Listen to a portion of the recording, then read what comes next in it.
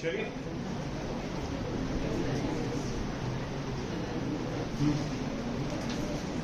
ध्यान दीजिएगा बेटा, laws of vibrating string in standing waves. Laws of vibrating string in standing waves. बहुत simple सा टॉपिक है, कुछ खास नहीं, आप ऑलरेडी इजीली जानते हैं, तो अच्छे से कर लेंगे। सबसे पहला है लॉ ऑफ लेंथ। जैसे कि वहां बढ़ने से पहले मैं आपको बता दूं, आपने फंडामेंटल मोड ऑफ वाइब्रेशन में फंडामेंटल फ्रीक्वेंसी का फॉर्मूला पढ़ा होगा, n equals to 1/2 L under root of P by mu, 1/2 L under root of P by mu, where L stands for length, vibrating length of the string, T stands for tension, and mu stands for linear mass density. Linear density बोलो, linear mass density बोलो, एक ही बात है, ठीक है। इसमें सबसे पहला मुझे जो पढ़ना है बेटा, that is law of length. Law of length. अब ये law of length क्या है? अरे बहुत आसान है यार, बस वो इतना कहना चाहता है कि अगर आप जो वाइब्रेटिंग स्ट्रिंग की लंबाई को बढ़ा दोगे तो उसकी फ्रीक्वेंसी क्या हो जाएगी, कम हो जाएगी। तो यानी लॉ ऑफ लेंथ में सीधी सीधी एक बात ये बोला गया है कि भैया the frequency of vibration, the frequency of vibration of string, ठीक है, the frequency of vibration of string is inversely proportional, किसको बेटा भाई, inversely proportional to length of string. वो लेंथ ऑफ स्ट्रिंग को इनवर्सली प्रोपोर्शनल है, that is n is inversely proportional to L। तो मैं ये लिख सकता हूं देयरफॉर n into L ये कैसा रहेगा बेटा, फिर कांस्टेंट रहेगा, यानी n1 L1 is equals to n2 L2 रहेगा। इसे हम लोग कहते हैं लॉ ऑफ लेंथ, ठीक है। फिर उसके बाद हमारा आता है सेकंड, वो है law of tension mobile, law of tension, ठीक है, लॉ ऑफ टेंशन। तो लॉ ऑफ टेंशन में हम क्या पढ़ते हैं, बहुत आसान सी बात है बेटा। पिछली बार लॉ ऑफ लेंथ में हम लोग ने क्या देखा था, लेंथ बदलने से फ्रीक्वेंसी कैसे बदलता है। उस वक्त टेंशन और लीनियर मास डेंसिटी को क्या रख दिए थे हमने, कांस्टेंट। अब लॉ ऑफ टेंशन में हम लोग क्या देखते हैं बेटा, लॉ ऑफ टेंशन में हम ये देखते हैं कि भैया देखो, आप साफ तौर पे ये देखते हैं the frequency of vibrating string, vibration of string, the frequency of vibration of string, धागे का frequency of vibration is directly proportional to, अरे भैया डायरेक्टली प्रोपोर्शनल है, किसको प्रोपोर्शनल है, बोले स्क्वायर रूट ऑफ, है ना, square root of tension in the string. तो भाई धागे में जो टेंशन तैयार हुआ है ना, उसको बदलोगे तो भैया यहाँ पर फ्रीक्वेंसी भी बदलेगा, और कैसे बदलेगा, double square directly proportional to the square root of tension. इस वक्त लीनियर मास डेंसिटी और लेंथ ऑफ द स्ट्रिंग को हम क्या रखते हैं, कांस्टेंट। हम इसको ऐसा भी बोल सकते हैं mathematically, n is directly proportional to under root of t, that is n upon root t is equals to constant. अगर n upon root t constant है तो n1 upon under root of t1 is equals to n2 upon under root of t2, ठीक है, समझा। फिर उसके बाद आई तीसरे इसकी बारी, अगला क्या है भैया, अगला गिरा पिछला होशियार क्या है, तो लॉ ऑफ लीनियर डेंसिटी। इतना आसान है ये लॉ ऑफ लीनियर डेंसिटी, अरे जो मैथमेटिकली नजर आ रहा है उसी को बस बोलना है लॉ ऑफ लीनियर डेंसिटी, ठीक है। लॉ ऑफ लीनियर डेंसिटी क्या है कि देखो, the frequency of vibration of string, the frequency of vibration of string is directly proportional, frequency of vibration of string is directly proportional to, directly sorry गलत बोल दिया, inversely proportional to square root of linear density of string। मतलब क्या, n1 is a direct inversely proportional to under root of mu1, है ना, मतलब इसका n1 into under root of mu1 is equals to n2 into under root of, इस तरह से हम बोल सकते हैं। ये भी पकड़ो, हाँ लेके आओ उनकी डिग्रीज, आया समझ में, है ना। इस तरह से ये इक्वेशन आया लॉ ऑफ लीनियर डेंसिटी। कुछ नहीं है, ये इक्वेशन में जो रिलेशन है ना बस उसको बताने का है और कुछ नहीं, चिल्लर बात कैसे, है ना। अब आया अगला, वो है लॉ ऑफ रेडियस।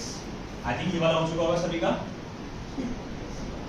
हाँ, अरे रेडियस, इसमें तो रेडियस है ही नहीं, कहाँ से आएगा रेडियस? अरे नहीं आएगा, मुझे मालूम है, मगर बनाना पड़ेगा। कैसे बनाना पड़ेगा? दिमाग का इस्तेमाल करके।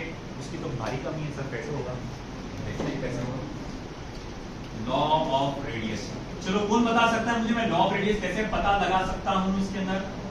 चलो बात बताओ मुझे, रूट बताओ, क्या करूंगा तो जिससे मुझे रेडियस का रिलेशन पता चल जाएगा? रेडियस तो है नहीं फॉर्मूले में, ढूंढो कहाँ है, छुपाओ। नहीं बोलो, जोर से बोलो, मेरे थोड़ा कान प्रॉब्लम सुनाई नहीं देता, बोलो जोर से। लेंथ अपॉन टू, कुछ भी, कहां से लेंथ अपॉन टू? ऐसा गोल घुमाया क्या तूने इसको? नहीं, आप बोलिए। नहीं नहीं, मुझे बताओ तरीका क्या होगा रेडियस का, लॉ ऑफ रेडियस पता लगाने का। सोचो, यहाँ पर रेडियस है क्या फॉर्मूले में? छुपा हुआ है, छुपा हुआ है, किसी एक फिजिकल क्वांटिटी के अंदर छुपा हुआ है। डिकोड करो उसको, परत लेयर, अनियन का लेयर बोलते हैं ना, वैसा डिकोड करो, डिकोड करो।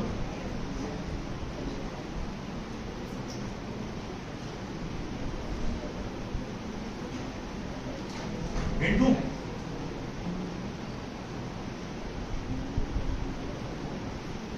ये समझ में आया क्या हुआ? म्यू क्या है? अरे म्यू क्या है? मास पर यूनिट लेंथ है ना। म्यू क्या है? Mass per unit length, m by l, l चला जाएगा ऊपर। अब डिकोड करो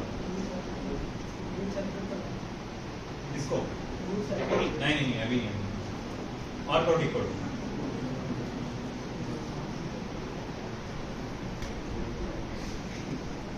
अरे मास को क्या लिख सकते हो आप? ए भाई, मास, मास, डेंसिटी इनटू वॉल्यूम, और डिकोड करो। वायर का शेप कैसा रहता? बहुत अच्छा रहता, सिलेंड्रिकल।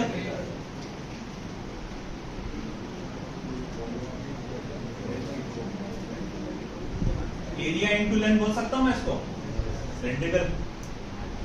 लेंथ हुआ कैंसर। एरिया वायर का सामने से देखो कैसा है, बहुत अच्छा है, गोल गोल है। क्रॉस सेक्शन एरिया कैसा है? सर्कुलर है। n equals to 1 upon twice l under root of t rho pi r square.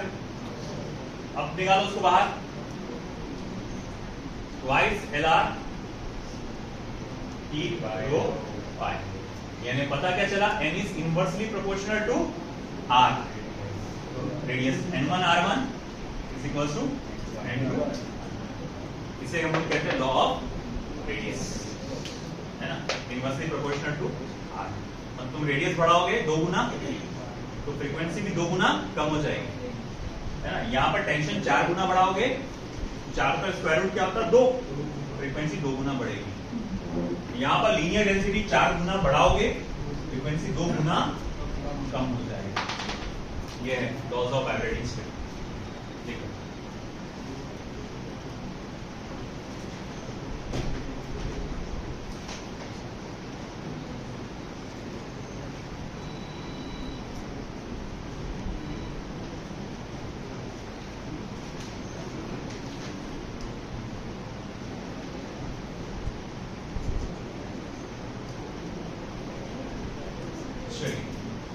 फिर आएगा sonometer experiment.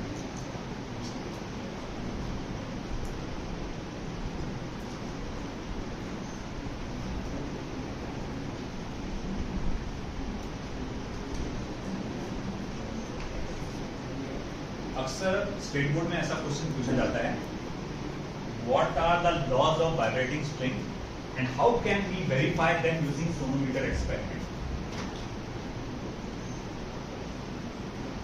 What are the laws of vibrating string and how can we verify them using sonometer experiment. State board का question बनता है, जो बड़ा question बनेगा, दुआ करो मत आए तुम्हारे लिए, बहुत थ्योरी लिखना पड़ेगा।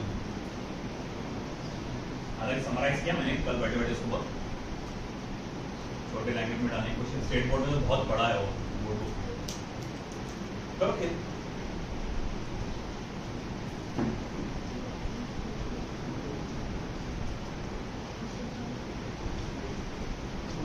शुरू हुआ बेटा।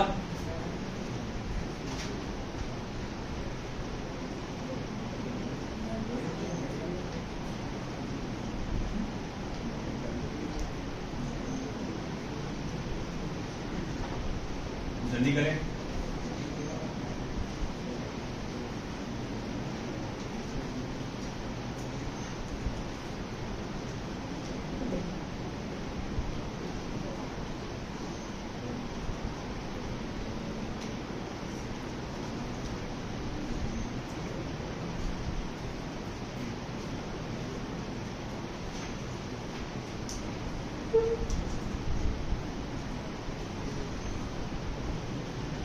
Please make it quick.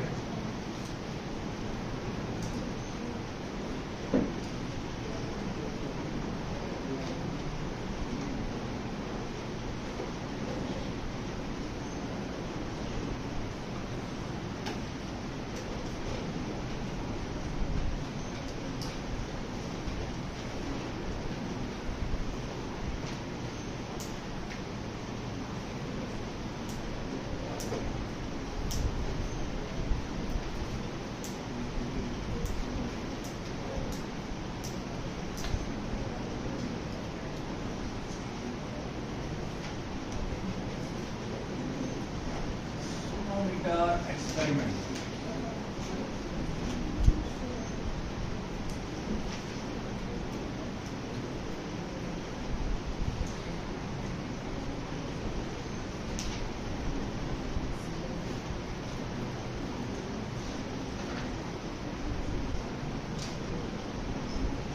Wave of radius,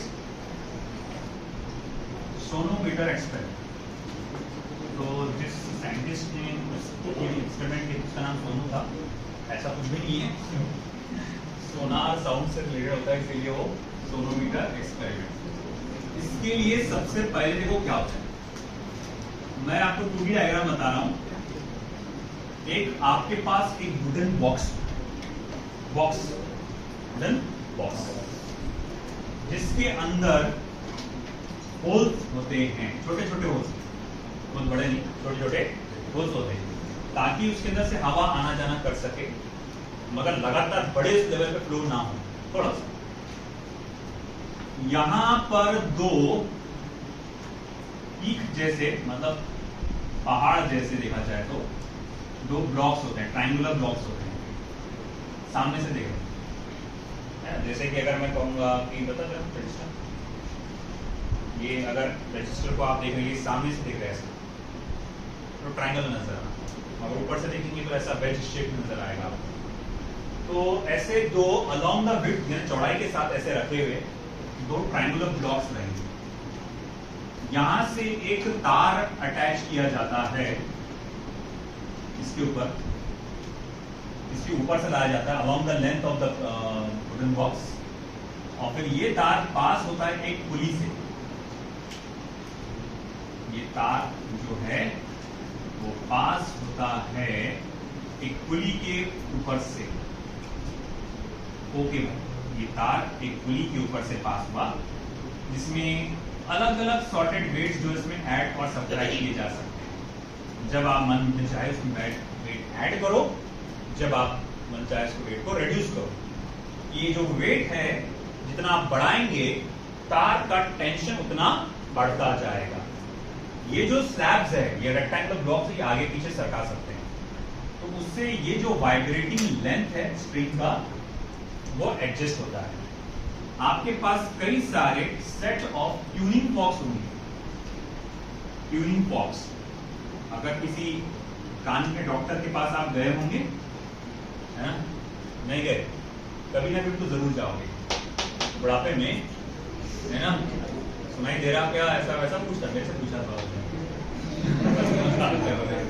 तो भाई जो डॉक्टर के पास जाओगे तो भैया वहां पर ऐसे कई सारे सेट ऑफ ट्यूनिंग फॉक्स अलग अलग फ्रीक्वेंसी के मिल जाएंगे। इसी तरह से मान लो मेरे पास कई सारे सेट ऑफ ट्यूनिंग फॉक्स है, मैं क्या करता हूँ, इसको ऐसा ट्यूनिंग फॉक्स को खड़ा करके हिट करता हूँ एक हैमर से, तो ये प्रोग्रेस से वाइब्रेट करती है।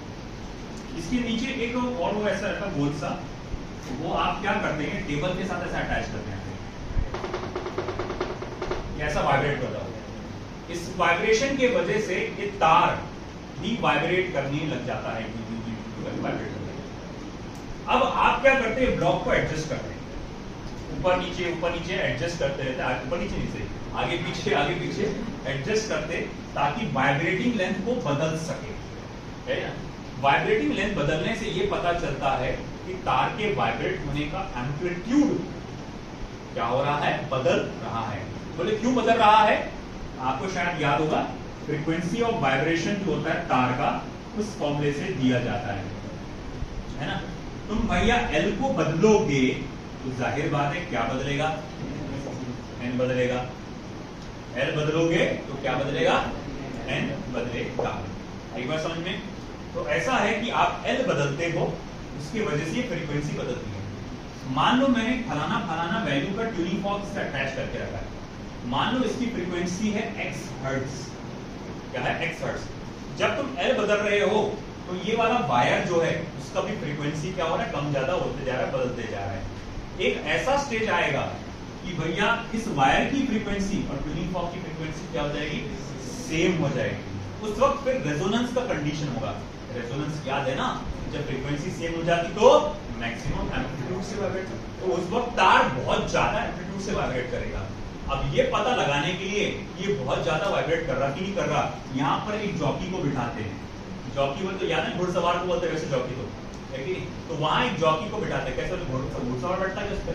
अब नहीं वे एक पेपर राइडर रहता है, एक छोटा सा पेपर लेते आप, उसको काटते छोटा सा, उसको ऐसा मोड़ते बस इतना सा, है ना, उसको ऐसा बेंड कर देते और उसके ऊपर ऐसा लगा देते। अब ये हल्का हल्का वाइब्रेट तो नहीं गिरेगा, और ज्यादा उछले उछलेगा नीचे गिर जाएगा, तो वो उसको जॉकी कहा जाता है, घुड़सवार जैसा। तो ये जॉकी को बिठा देते हैं, जो कि वो डिटरमाइन करता है कि इसका फ्रीक्वेंसी और इसका फ्रीक्वेंसी क्या हो चुका है, मैच हो चुका है। अच्छा, इतना सब तमाशा क्यों? हाँ एक बात, ये होल क्यों, गड्ढे क्यों किए गए डब्बे के अंदर? गड्ढे इसलिए किए गए कि अंदर की जो हवा है वो उसमें जा सके, मतलब बाहर की हवा अंदर जा सके, और वो जब तार वाइब्रेट करेगा, ये जब ब्लॉक वाइब्रेट करेगा, तो अंदर की हवा भी उसी फ्रीक्वेंसी से वाइब्रेट करेगी। तो उस वाइब्रेशन से क्या होगा, तो उस वाइब्रेशन का से ये इसका वाइब्रेशन जो है, तार का वाइब्रेशन एम्पलीफाई होगा।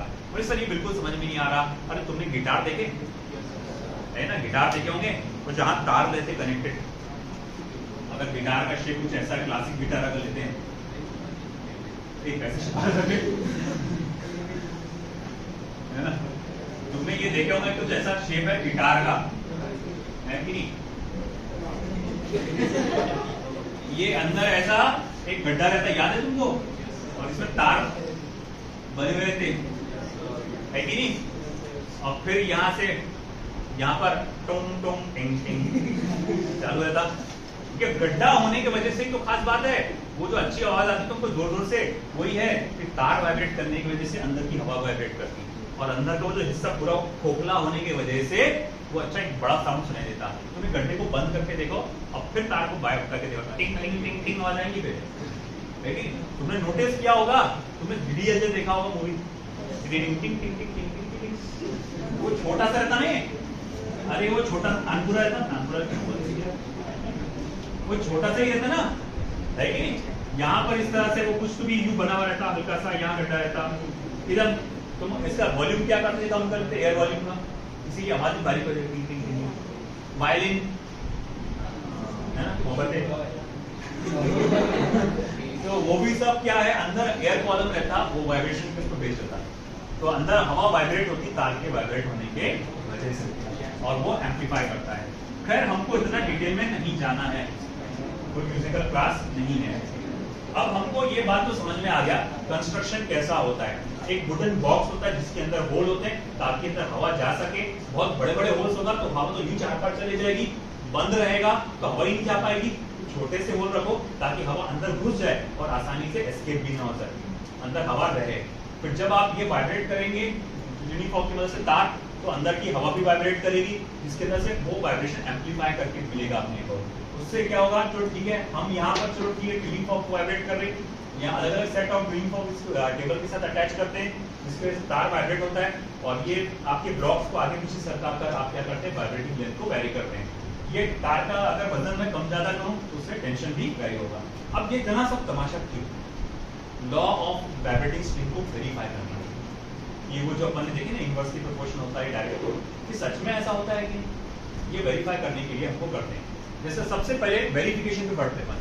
अब हम लोग बढ़ रहे हैं अगले पड़ाव पे, verification of laws of vibrating string. अब ये वेरीफाई हम बेटा कैसे करेंगे? सबसे पहला वेरिफिकेशन हमको क्या करना है? यस बोलिए। चाहिए लॉ ऑफ लेंथ। पहला वेरिफिकेशन है हमारा, देखिए जाना है लॉ ऑफ लेंथ। पहले हमें लेंथ को वेरीफाई करना है, समझ आ रहा ना? बोलो चलो भैया आप लेंथ को वेरीफाई करेंगे। बोले कैसे वेरीफाई करेंगे? तो बहुत आसान है। लॉ ऑफ लेंथ क्या था याद करो कि हमारे पास जो फॉर्मूला था n equals to 1/2 under root of t upon v। इसमें हम लोग क्या करते थे? टेंशन को और लीनियर मास डेंसिटी को कांस्टेंट रखते थे। अब लीनियर मास डेंसिटी तो वैसी कांस्टेंट रहेगी जब तक वायर नहीं बदलते, तो जब तक म्यू नहीं बदलेगा। टेंशन कैसे कांस्टेंट रखेंगे? एक फिक्स वैल्यू का वजन उसमें अटैच कर दिए, टेंशन क्या हो गया? कांस्टेंट हो गया। अब हम लोग देखेंगे कि हमने यहां पर सबसे पहले मैं एक ट्यूनिंग फॉर्क लेकर आऊंगा, पहला वाला ट्यूनिंग फॉर्क है ना, और मैं क्या करूंगा कि इसके साथ अटैच करके देखूंगा और वाइब्रेट करूंगा, वाइब्रेट करूंगा। और मैं क्या देखता हूं कि अब इसकी वाइब्रेटिंग लेंथ को एडजस्ट करके देखूंगा। मान लो ये पहले वाले ट्यूनिंग फॉर्क की जिसकी फ्रीक्वेंसी बहुत कम थी, जैसे जैसे आप आगे बढ़ते जा रहे हैं फ्रीक्वेंसी क्या हो रही है? बढ़ते चले जा रहे हैं। मैं इसको ऐसा बताऊंगा कि इसकी फ्रीक्वेंसी बहुत कम थी, इसकी बढ़ते चले जा रही है। तो मैंने पहला वाला ट्यूनिंग फॉर्क अटैच किया है ना, मैंने ये वाइब्रेटिंग लेंथ को एडजस्ट किया, जॉकी को बिठाया, वाइब्रेटिंग लेंथ को एडजस्ट करा, फिर एक स्टेज आई, एक L1 की वैल्यू आई, उसको इतना जोर जोर से उछला कि जॉकी नीचे गिर गया, है कि नहीं? मैं बोला अच्छा ठीक है। बोले भैया ये वाइब्रेटिंग लेंथ था पहला कौन सा वाइब्रेटिंग लेंथ था? L1। पहला वाइब्रेटिंग लेंथ क्या था? L1। और मैं बोलूंगा पहली ट्यूनिंग फॉर्क की फ्रीक्वेंसी क्या थी? N1 है। अब इन दोनों को मल्टीप्लाई करो। बोले ठीक है, इन दोनों को मैं मल्टीप्लाई किया, अब मुझे आंसर क्या मिल गया? X। मुझे आंसर क्या मिल गया? X। अच्छा ठीक है चलो, अब दूसरा वाला ट्यूनिंग फॉर्क हो गया, पहला रखो साइड में, अब दूसरा वाला ट्यूनिंग फॉर्क ला फिट करो तो वाइब्रेट करेगा। ये वाइब्रेटिंग ट्यूनिंग फॉर्क को लाओ और यहाँ पर अटैच करो केबल के साथ, केबल का अटैच करेगा। हम बोले यार उछल तो रहा, वो वायर भी वाइब्रेट हो रहा, जॉकी भी वाइब्रेट हो रहा, मगर बहुत ज्यादा जोर से वाइब्रेट नहीं हो रहा होगा। अच्छा बोले एक काम करो, बोले थोड़ा लॉ लंबाई को कम करो, बढ़ रहा ना, लंबाई को थोड़ी सी कम कर देखो। हाँ बोले जैसे जैसे कम करें ना लंबाई को वाइब्रेशन बढ़ते आ, अरे बहुत कम हो जाएगा। बोले वापस सेट कर। हाँ ये पर्टिकुलर लेंथ में मैंने क्या देखा, इतना जोर जोर से उछला वो नीचे गिर गया। बोले अच्छा आपका जो दूसरा वाला ट्यूनिंग फॉर्क है इसका फ्रीक्वेंसी कितना है बेटा? N2। और मैंने इसकी लंबाई को थोड़ा सा कम करके देखा और लेंथ कितना मिला मुझे बेटा? L2। और मैंने बोला कि इसमें इतना जोर जोर से उछला कि वो वापस नीचे गिर गया, जॉकी नीचे गिर गया। मैं बोला अच्छा एक काम कर, N2 मल्टीप्लाई N2 करके देखो क्या आंसर देखो।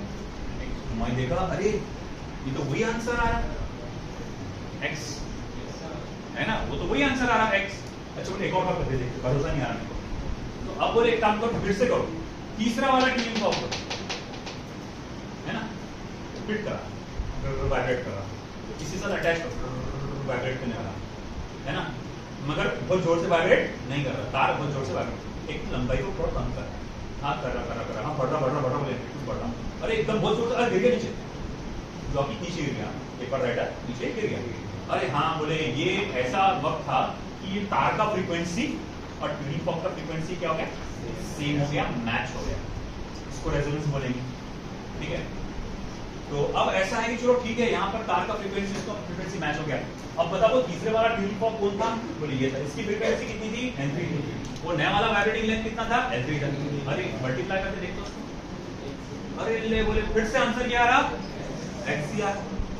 अरे हर बार X आ रहा है यहाँ पर, तो इसका मतलब क्या हुआ, N1 L1 is equals to N2 L2 is equals to N3 L3, N1 L1 is equals to N2 L2 is equals to L3 R, है ना।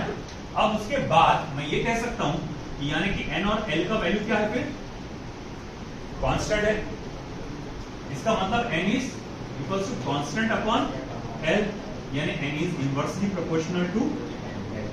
आएगा समझ में, तो इस तरह से लॉ ऑफ लेंथ वेरीफाई हुआ, समझ में आया ना, लॉ ऑफ लेंथ वेरीफाई हो गया। अब बारी है दूसरे की, लॉ ऑफ टेंशन। अब law of tension, law of tension कैसे करेंगे, तो बोले देखो भाई, इस बार टेंशन बदल बदल के देखो, इस बार टेंशन बदल के देखो। अब कैसे, मैं सबसे पहले क्या करता हूँ, सबसे पहले मैं टेंशन को एक पर्टिकुलर वैल्यू पे रखूंगा, बहुत कम वजन रखूंगा, पहले बहुत कम वजन पे रखूंगा। मान लो हर बार मैं 1-1 किलो का वजन डालने वाला हूँ। मैंने पहला वाला ट्यूनिंग फॉर्क लिया, हिट किया, और फिर उसके बाद मैं इसके साथ अटैच किया, वायर वाइब्रेट करने लगा, मगर बहुत ज्यादा वाइब्रेट नहीं कर रहा, मैं 1-1 किलो का वजन डालते रहा। मैं जैसे देखा कि जैसे जैसे मैं वजन डाल रहा तो इसका वाइब्रेशन बढ़ रहा है ना। मैंने एक स्टेज की वैल्यू डाला, मान लो 3 किलो का मैंने वजन डाल दिया, और वाइब्रेशन बहुत जोर से हो रहा था, इतना कि पेपर राइडर नीचे गिर जा रहा था। वापस 1 किलो का वजन डाला तो वाइब्रेशन कम हो गया। इसका मतलब मेरे को रेजोनेंस कौन से कितने मास में मिला, 3 किलो।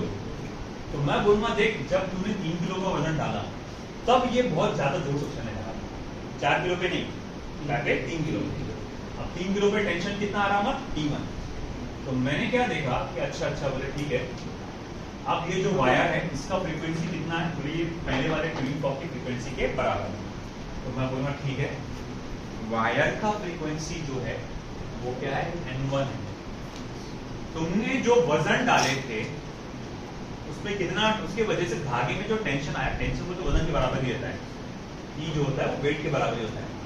तो टेंशन कितना है, तो बोले मान लो T1। अब मैंने क्या देखा, जैसे जैसे मैं टेंशन को बढ़ा रहा हूं वैसा वैसा फ्रीक्वेंसी बढ़ रहा था।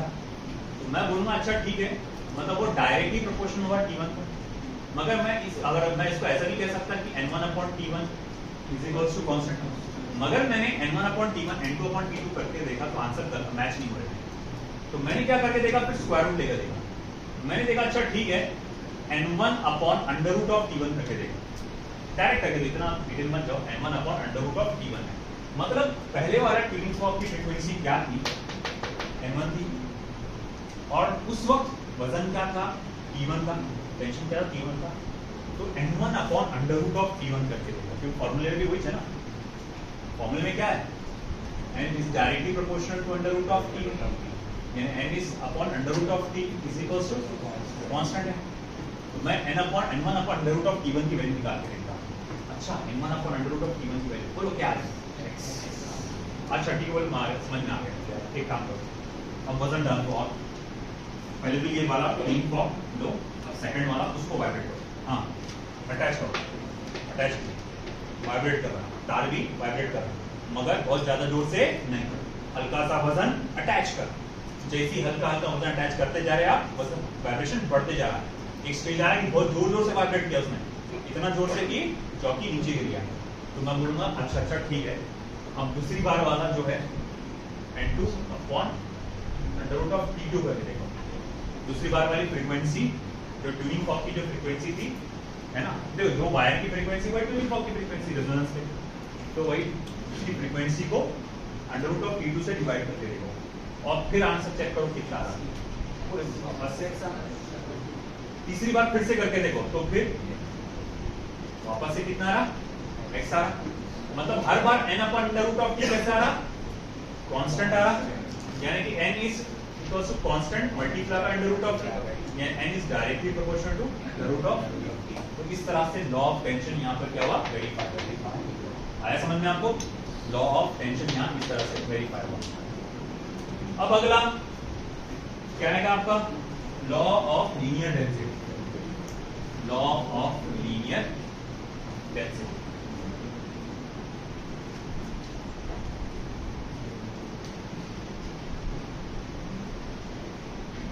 तीसरा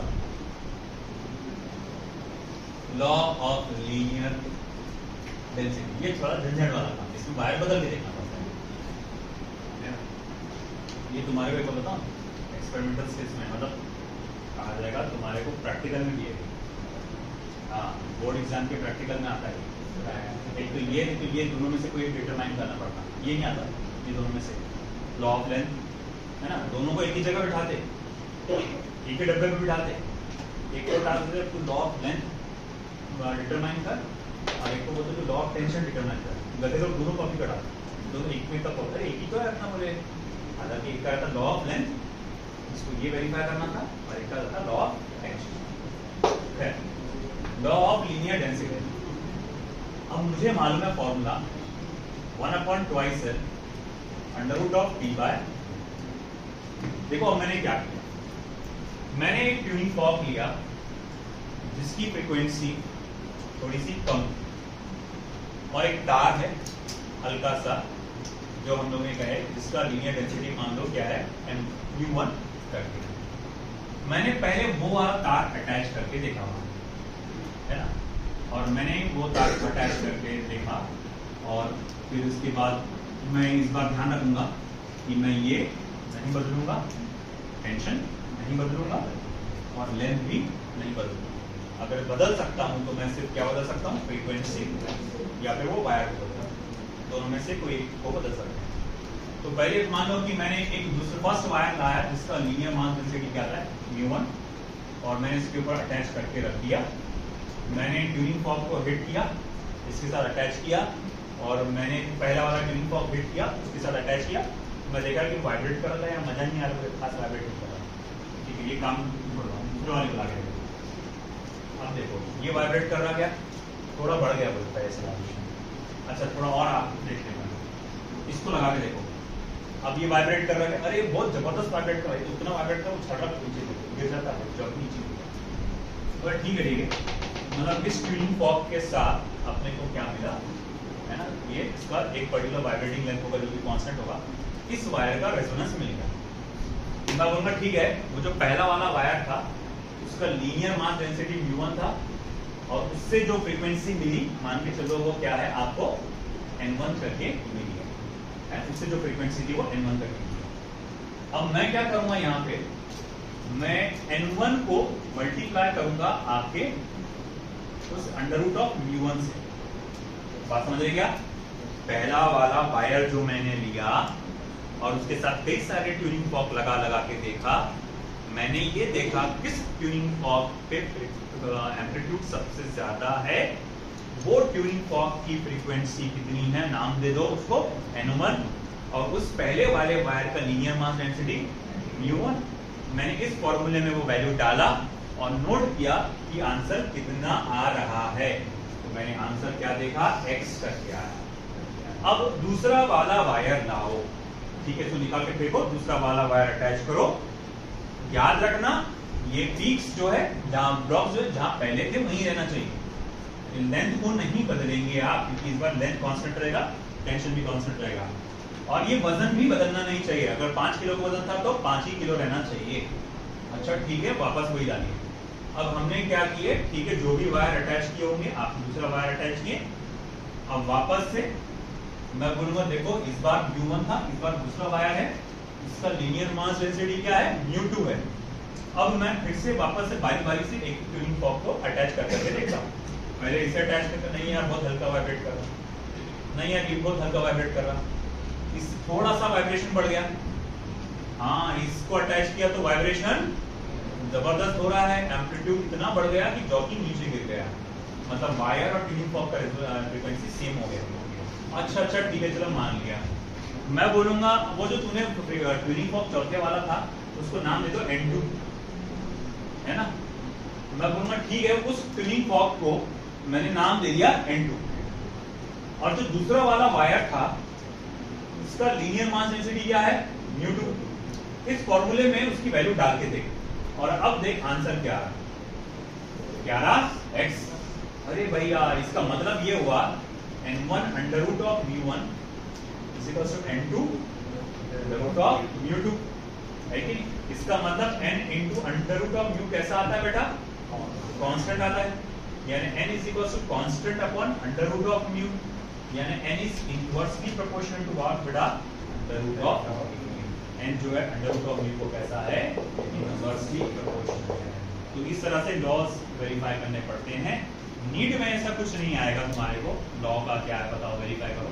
ये बोर्ड ओरिएंटेड टॉपिक है ज्यादातर, और बोर्ड से रिलेटेड है, और इसमें थ्योरी बहुत लिखना पड़ती है, बहुत ज्यादा थ्योरी लिखना पड़ती है। मैंने बहुत समराइज करके दिया है, इंशाल्लाह तुमको 4-5 दिन लगेंगे नोट्स, मतलब संडे तक मिल जाएगी नोट्स मिल जाएगी अब संडे तक, पूरी बेहतरीन में तैयार होगी, ठीक है, उसमें आ जाएगा। आएगा नहीं था, हाँ आप समझ में आ गया, आप कैसे कर ले जा रहे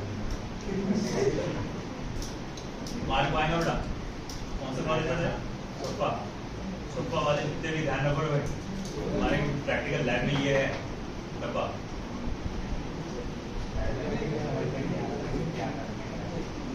करंट इलेक्ट्रिसिटी में प्रैक्टिकल कराऊंगा तुम्हारे,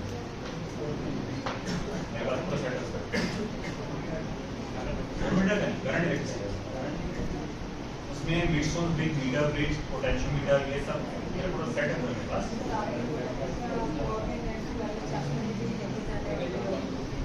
तो याद है आपके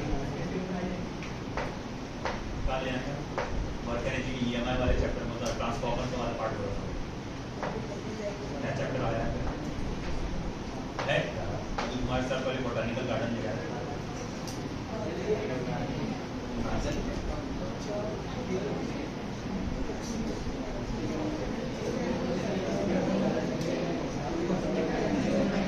बस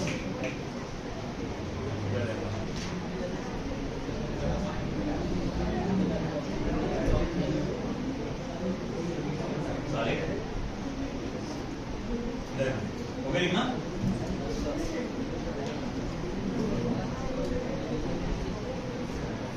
रफ में लिखो भैया, बहुत बड़ा इसका थ्योरी लिखाऊंगा तो बहुत बड़ा है, थ्योरी नहीं लिखा सकता।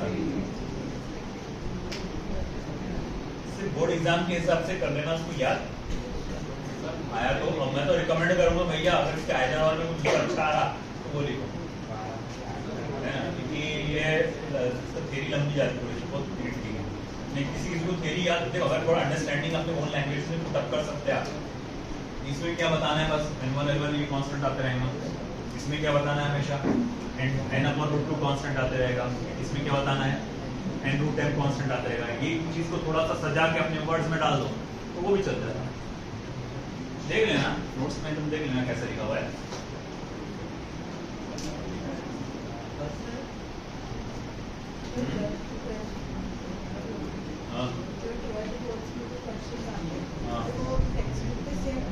एग्जैक्ट ऐसा जरूरी नहीं है, आप वही बोल रहे ना कि एक्सरसाइज के पीछे जो लिखा रहता है एक्सरसाइज जरूरी नहीं, न्यूमेरिकल्स ऑलमोस्ट है। इधर ध्यान दे, न्यूमेरिकल्स ऐसे आएंगे आप, मगर बोर्ड की जो क्वेश्चंस आते हैं जो कहा जाएगा थ्योरेटिकल क्वेश्चन एक्जैक्ट वैसे ही आएंगे जरूर। आप वो जस्ट से कि आप फॉलो करिए नोट्स शुरू से करिए, वो आपका हो जाएगा इंशाल्लाह गारंटी। आपको नोट्स दे चुका हूँ मैं ऑलरेडी, कितने हो चुके अपने 5 नोट्स मिल चुके हैं। अभी से पढ़ना चालू रखो, हो जाएगा अच्छे से।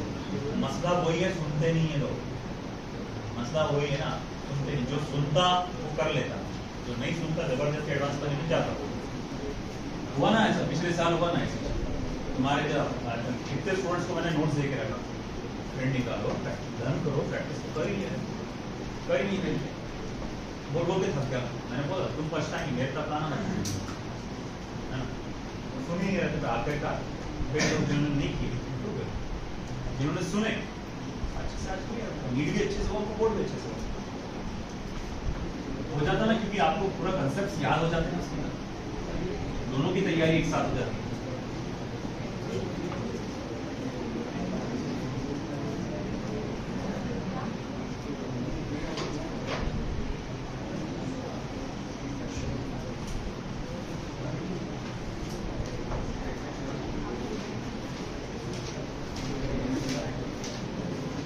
Examples.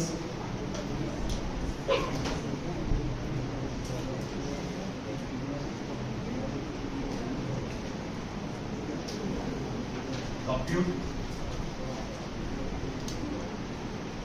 the fundamental frequency of a sonometer wire of length 20 centimeter, tension 20 Newton, and linear density 5 point Lalit के बाहर जाना है किलोग्राम पर मीटर।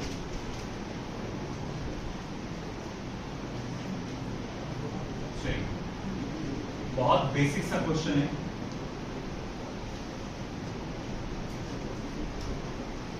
क्या क्या दिया हुआ है देखो आपको। लेंथ ऑफ द स्ट्रिंग दिया है 20 centimetre, that goes for 20 into 10 raised to power minus 2 meter. Tension in the string is 20 Newton. Linear mass density, that is mu, 5.2 into 10 raised to power minus 3 kilogram per metre. Fundamental frequency निकालना है, यानी कि 1/2 under root of E by 2. Therefore n equals 1/2 times of L. L is how much? 20 to 10 raised to power minus 2. Under root of T. Tension कितना आपको बेटा? 20 again on 5.2 into 10 raised to power minus 3. 5.2 I think so शायद से कितना हो जाएगा? अगर मैं 220 से डिवाइड करूँ तो 2.6।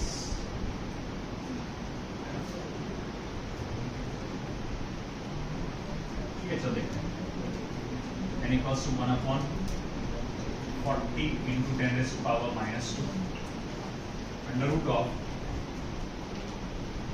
20 into 10 raised to power plus 3 upon 5.2। ये 2 10s और 2 2.6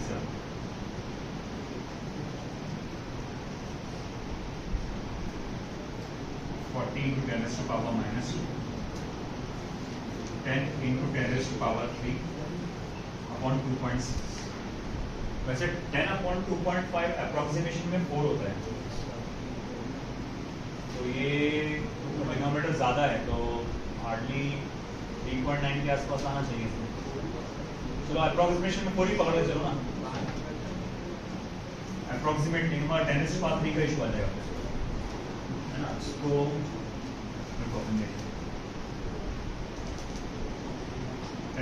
100 into 10 raised to power 2 upon 2.6। अब करेंगे तो क्या हो जाएगा? 40 अप्रोक्सीमेशन, 39 पॉइंट समथिंग या फिर 40 बोलोगे, अप्रोक्सीमेट में 40 पकड़ लो। अरे ये रह गया 1/40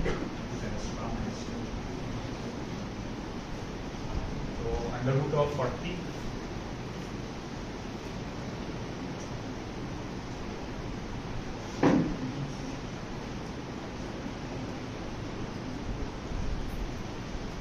root of 40 into 10 raised to power 2, 10 raised to power 2 बाहर आ जाएगा तो 10 हो जाएगा, और अंडर रूट ऑफ 40 के आसपास इसका अप्रोक्सीमेट वैल्यू आएगा 6 6 36, 7 7 49 हो जाता है। 6.2 करके देखो, 6.2 का स्क्वायर रूट देखो, स्क्वायर क्या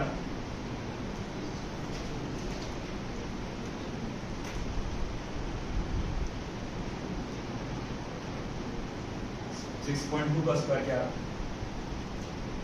नजदीक चाहिए अपने उसके 40 के 39 ये पीछे जाएगा 38.44 अप्रॉक्स जा रहा है ना, और 66.3 का गए तो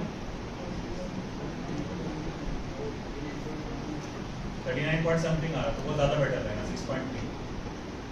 6.3 ले लेते हैं।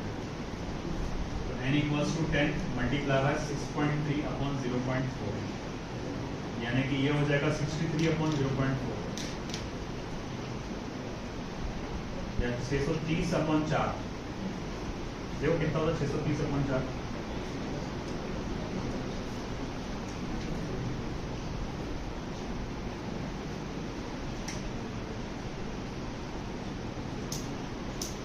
आधा इसका क्या आधा 630 का आधा हो जाएगा 315 है ना, 157.5 हर्ट्ज। एक्चुअल आंसर इसका 155 हर्ट्ज था एक्चुअल आंसर, और 175 1 अप्रोक्सीमेट निकाला। नीड में भी याद वैसे ही करना पड़ेगा है ना, आपको अप्रोक्सीमेट में देखना पड़ेगा कि क्या आ सकता है। जैसे 38 पॉइंट समथिंग को आऊँगा, इसका शायद सिर्फ 38 पॉइंट समथिंग आता हूँ आंसर, इस वजह से थोड़ा फर्क है, चलता है मतलब कुछ मसला नहीं, ठीक है।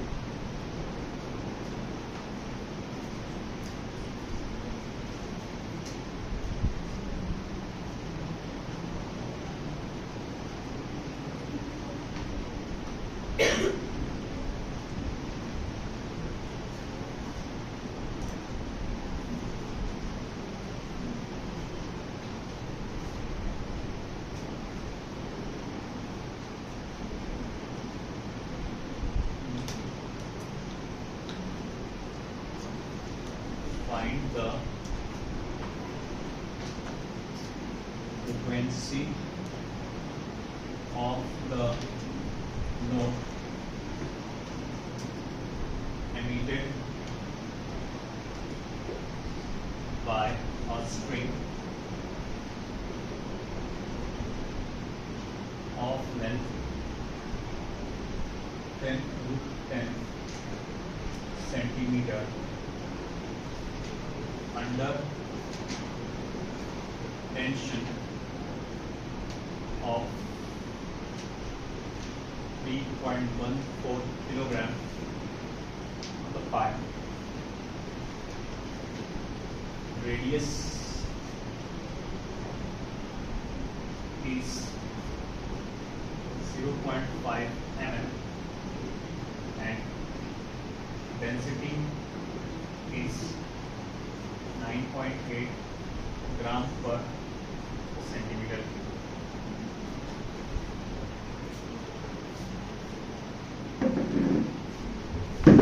गिवन क्वांटिटीज लिखिए सबसे पहले क्या क्या है आपके पास, और इस बार रेडियस दिया हुआ है, मतलब वो अपन ने लॉ ऑफ रेडियस के टाइम पे फॉर्मूला बनाया नहीं क्या, देखो लॉ ऑफ रेडियस के टाइम पे 1/2 under root of e upon rho pi, हाँ वो वाला फॉर्मूला यूज करना है।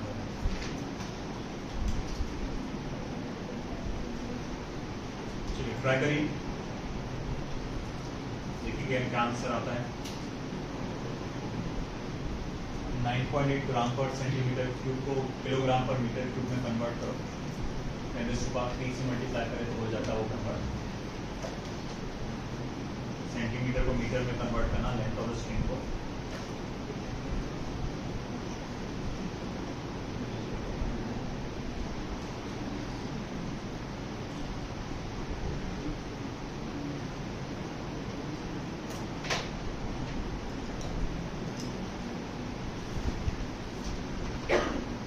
लिस्ट बनाओ क्या क्या किया हुआ आपको।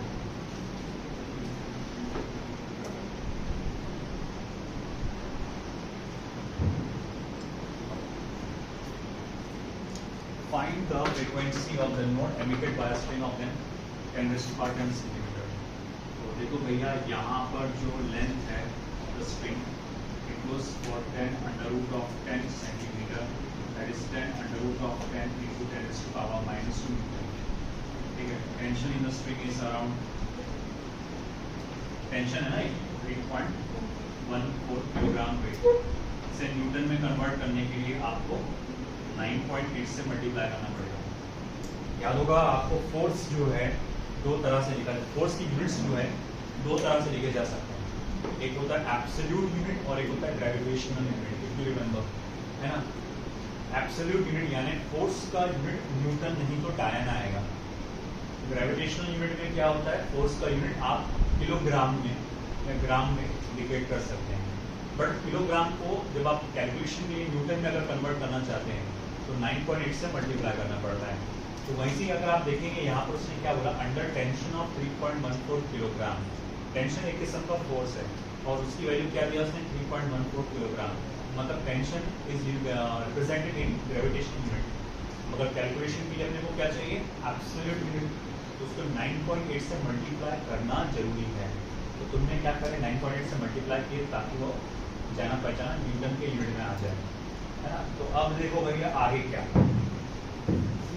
और क्या दिया हुआ है यहाँ पे, रेडियस कितना दिया हुआ है 0.5 mm, मर्जे का है 0.5 इंटू 10⁻³ मीटर, डेंसिटी 9.8 ग्राम पर cc, 9.8 into 10⁻³ kilogram per metre. बहुत आसान है बेटा। इन टर्म्स ऑफ रेडियस क्या फॉर्मूला आता है, 1/2 LR under root of P/ρ। देखो फिर थोड़ी देर लॉ ऑफ रेडियस देखो, थोड़ी देर पे लिखा है ना लॉ ऑफ रेडियस, इसमें देखो एक फॉर्मूला आया था, नहीं आया तो πr² आया था, r² को बाहर ले लीजिए, है ना, तो ये फॉर्मूला बन गया है। देखो n इक्वल्स टू 1/2 L कितना बेटा 10√10, R कितना है 0.5 into 10⁻⁻, multiply by under root of, tension कितना दिया हुआ है 3.14 में पाई ले देता हूँ, पाई मल्टीप्लाई बाय 9.8, ओके, रो कितना दिया हुआ है 9.8 इंटू 10⁻³ और पाई, देखो पाई गया 9.8 गया 9.8 गया, अब क्या बचा n इक्वल्स 1/2 मल्टीप्लाई बाय 0.5 क्या होता है बेटा 1 होगा, और 1 मल्टीप्लाई बाय 10√10 क्या होगा 10√10 ही होगा, 1/10√10, ठीक है, मल्टीप्लाई बाय 10 का पावर -3, समझ में आया ना। ये 0.5 मल्टीप्लाई बाय 2 1 हो गया, 1 मल्टीप्लाई बाय 10√10 10/10 10⁻⁻, जैसे वैसे। अब यहाँ ये 1/1000 है, अंडर रूट ऑफ 1000, 1/1000 यानी ऐसा है, अंडर रूट ऑफ 10⁻³ मैं इसको ऐसा लिख सकता 10⁻² मल्टीप्लाई बाय 10⁻1, यानी इसको फिर से क्या लिख सकता मैं 10√10, 1000 को क्या लिख सकता है 10√10, तो 1 अपॉन अगेन ये आ गया 10√10। अच्छा ठीक है, 10 10 100 और √10 इंटू √10 10, तो अगेन ये क्या हो जाएगा 1000, यानी कि 10⁻³ और ये हो जाएगा 10⁻⁻, तो आंसर 1 हर्ट्ज आ जाएगा। एक बार चेक करने दें इसका वैल्यू, आंसर 1 है क्या 100 हर्ट्ज से लिखा हुआ, देखो एक बार चेक करो वैल्यूज में पावर में गड़बड़ हुई है कहाँ पे, हाँ ये भूल गया ना -2, हाँ बराबर है, फिर इसका -2 आएगा जब यहाँ पर 10 का पावर -2 डालो, ये -2 रह गया, सेंटीमीटर में था ना, इस -2 को एडजस्ट कर देंगे, इसको -5 का डाला है ना, ये -3 को क्या कर डाला मैं -3 मल्टीप्लाई -2 -5, फिर 1/10√10, अब वाई, फिर ये बराबर 100 हर्ट्ज हो जाएगा। गुड,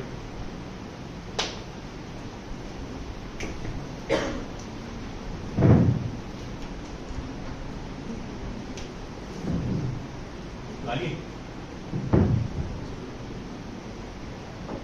हो गया इतनी जल्दी, 1220 पता ही नहीं चला।